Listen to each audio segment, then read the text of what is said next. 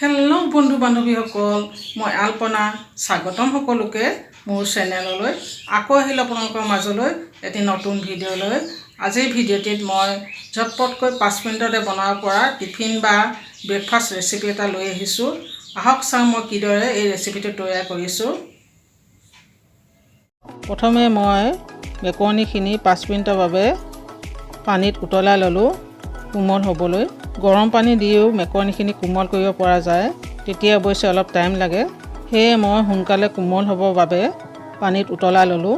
তাৰপিছত পানীখিনি চেকি পেলাই দি অলপ বহলকৈ মেলি দিলোঁ, যাতে মেকৰণিত থকা অতিৰিক্ত পানীখিনি ভাপ হৈ উৰি যায়। এতিয়া মই মেকৰণিত দিব লগা উপকৰণখিনি প্ৰস্তুত কৰি লৈছোঁ। এটা পিঁয়াজ ডাঙৰ ডাঙৰকৈ কাটি লৈছোঁ, এটা কেঁচা জলকীয়া দুফালকৈ কাটি লৈছোঁ আৰু এটা বৰ বিলাহী কাটি লৈছোঁ। আপোনালোকে ইয়াত মটৰ, গাজৰ আৰু বন্ধাকবি আদি চব্জি মিহি মিহিকৈ কাটি দিব পাৰে। মোৰ সময় কম, সেয়ে এইবিলাক মই লোৱা নাই, কাৰণ এইবিলাক সিজিবলৈ অলপ টাইম লাগে। কাৰণ মই টিফিনটো 5 মিনিটতে বনাব বিচাৰিছোঁ। গেছত তুলি দিয়া কেৰাহীখন গৰম হৈ গৈছে। এতিয়া ইয়াত মই অলপ মিঠাতেল দি দিছোঁ, ৰিফাইন তেলো দিব পাৰি। মই তেল একেবাৰে তাককৈ দিছোঁ, কাৰণ মোৰ ল'ৰাই বেছি অইলি খাবলৈ টান পায়। বেছি অইলি অৱশ্যে স্বাস্থ্যৰ কাৰণেও ক্ষতিকাৰক, সেয়ে কমকৈ দিছোঁ। কেৰাহীখন গৰম হ'লত মই তাককৈ পিঁয়াজ দি কটা বিলাহীখিনি দি দিছোঁ। ডাঙৰ ডাঙৰকৈ কটা পিঁয়াজখিনি মই বৰ্তমান ইয়াত নাই দিয়া, সেইখিনি মই অলপ পাছত মিলাম। এনেদৰে অলপ অলপকৈ বিলাহীখিনি লৰাই লৈ মই ইয়াত এতিয়া নিমখ এড কৰিম।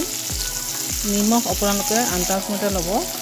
মই যিহেতু এজনৰ বাবে টিফিন বনাইছোঁ, সেইবাবে সকলো বস্তু মই তাককৈ লৈছোঁ। এতিয়া এনেদৰে অলপ লৰাই লৈ ঢাকন দি দিছোঁ মই। বিলাহীখিনি অতি গলি যায়, ভালদৰে গলে যাতে।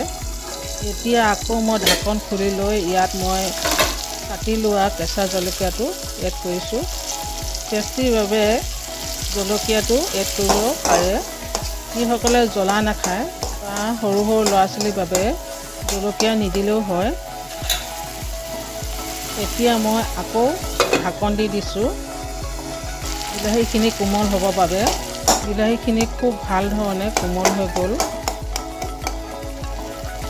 এতিয়া ইয়াত মই পিঁয়াজ এড কৰিম, ডাঙৰকৈ কাটি লোৱা পিঁয়াজখিনি।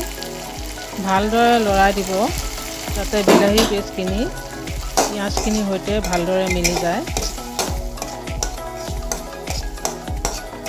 এতিয়া মই আকৌ ঢাকন দি দিছোঁ, যাতে পিঁয়াজখিনি ভালদৰে কোমল হয়। এতিয়া ইয়াত মই মছলা এড কৰিছোঁ। মই মিট মছলা এড কৰিছোঁ, আপোনালোকে যিকোনো মছলা এড কৰিব পাৰে। মই মিলোৱা মছলাৰ সুগন্ধ মোৰ ল'ৰাই ভাল পায়, সেইবাবে মই এই মছলাটো এড কৰিছোঁ।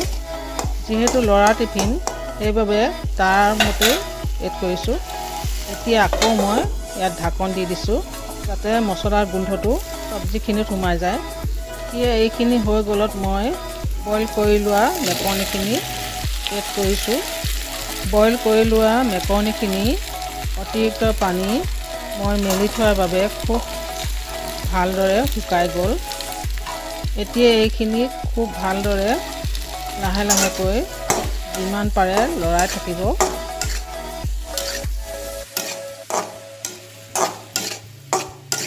যিমানেই লৰাই সিমানেই ভাল, কাৰণ বইল কৰি লোৱা মেকৰণিখিনিত অলপ হ'লেও পানী ভাৱটো আছে। এই পানী ভাৱটো নোহোৱা কৰিব লাগে, একেবাৰে শুকুৱাই পেলাব লাগে। তেতিয়া মেকৰণিখিনি খুব টেষ্টি হয়। পানীখিনি ভাপ হৈ যায় আৰু তেলখিনি ভালদৰে ওলাই আহে। আৰু বেছিকৈ লৰাই থাকিলে কেৰাহীটো লাগি নধৰে মেকৰণিখিনি। এইদৰে খুব সহজে 5 মিনিটতে বনাব পাৰি এই টিফিন। ল'ৰাইও খাই ভাল পায়, বেছিকৈ সময়ো নালাগে। খুব সহজতে বনাব পৰা টিফিন বা ব্ৰেকফাষ্ট সাজু হৈ গ'ল মোৰ ল'ৰালৈ 5 মিনিটতে বনাব লগা ঝটপট টিফিন।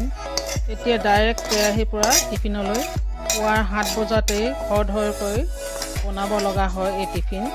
আপোনালোকেও বনাবচোন। Okay friends, আজিলৈ আহোঁ ভিডিঅ'টো লাইক শ্বেয়াৰ এণ্ড ছাবস্ক্ৰাইব কৰে যেন বেল আইকনটো ক্লিক কৰিব, তেতিয়া মোৰ নতুন ভিডিঅ' আহিলে ন'টিফিকেশ্যন পাই থাকিব। ধন্যবাদ।